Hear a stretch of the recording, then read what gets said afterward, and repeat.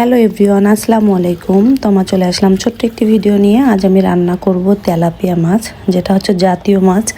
বাচ্চাদের খুবই পছন্দের হয় মাছটা, কারণ এই মাছটাতে কাঁটা কম। প্রথমে আমি মাছটা সুন্দর করে লবণ দিয়ে ধুয়ে নিয়েছি। পরিষ্কার করে নেওয়ার পরে আমি এখানে লবণ, হলুদ, মরিচের গুঁড়া মাখিয়ে নিলাম। একটা প্যানে আমি তেল গরম বসিয়ে দিয়েছিলাম। তেলটা গরম হওয়ার পরে আমি আস্তে আস্তে মাছগুলো এক এক করে ভেজে নিচ্ছি।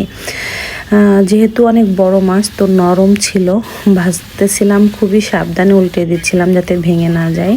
এক এক করে আমার সবগুলো মাছ ভাজা কমপ্লিট হয়ে যাওয়ার পরে আমি সবগুলো মাছ এক এক করে পাত্রে উঠিয়ে নিলাম। দেন কমেন্টে বলে যাবেন কার কার পছন্দের মাছ এটা। আমি কিন্তু তেলাপিয়া মাছ পছন্দ করি। তেলাপিয়া মাছ না, আমি ম্যাক্সিমাম মাছ পছন্দ করি। আমাকে বিড়াল বলে আমার বাসার লোকজন, যেহেতু আমি মাছটা বেশি খাই বা বেশি পছন্দ করি। সবগুলো মাছ ভেজে নেওয়া কমপ্লিট। এখন আমি এক এক করে পাত্রের ভিতরে আমার প্রয়োজনীয় মশলা দিয়ে দেবো। প্রথমে আমি পেঁয়াজ কুচিটা দিয়ে দিচ্ছি। এটা একটু ভেজে নেওয়ার পরে আমি এর ভিতরে এক এক করে আমার সব ধরনের মশলা যেগুলো দরকার ছিল দিয়ে দেব। আলু কেটে একটু আলু দিয়ে দিয়েছিলাম, সাথে একটু আলু পেঁয়াজটা ভাজা ভাজা করে নিয়ে দেন আমি হচ্ছে আমার রেডি করে রাখা মশলাটা, আমি সব ধরনের মশলা একসাথে দিয়ে রেডি করে রাখি, কারণ রমজান মাসে রান্না করতে খুবই সুবিধা হয়। দেন আমি হচ্ছে এক এক করে আবার একটু করে লবণের গুঁড়া, মরিচের গুঁড়া, হলুদের গুঁড়া দিয়ে দিলাম।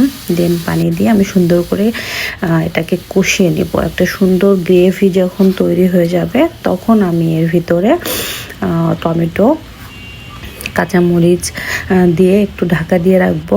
তারপরে একটু কষানো হয়ে গেলে দেন আমি এক এক করে সুন্দর করে এর ভিতরে মাছগুলো দিয়ে দেবো। দেখতেই পাচ্ছেন সুন্দর কষানো হয়ে গিয়েছে, মানে তেলটা ছেড়ে দিয়েছে। তো এরকম তেল উঠাটা হয়ে যাওয়ার পরে আমি সুন্দর করে এরপরে মাছটা সাজিয়ে দিচ্ছি। দেন আমি মাছগুলো সব দেওয়া কমপ্লিট হয়ে যাওয়ার পরে আবার ঢাকা দিয়ে দেবো একটু পানি দিয়ে। খুব অল্প সময়ে রান্না হয়ে যায়, আর বিশেষ করে সব কিছু রেডি থাকলে রান্না করতে খুবই সুবিধা হয়। আজকে আমার রান্না ছিল এটাই। তো আমার ফ্যামিলির সবাই তেলাপিয়া মাছ পছন্দ করে। আমি রান্না করা শেষের দিকে একটু ধনিয়া পাতা কুচি দিয়ে দিলাম, আর আমার নিজে হোমমেড তৈরি করা একটা মাছের মশলা। তারপরে এই যে দেখতে পাচ্ছেন ফাইনাল লুক। তো সবাই ভালো থাকবেন, সুস্থ থাকবেন। আল্লাহ হাফেজ।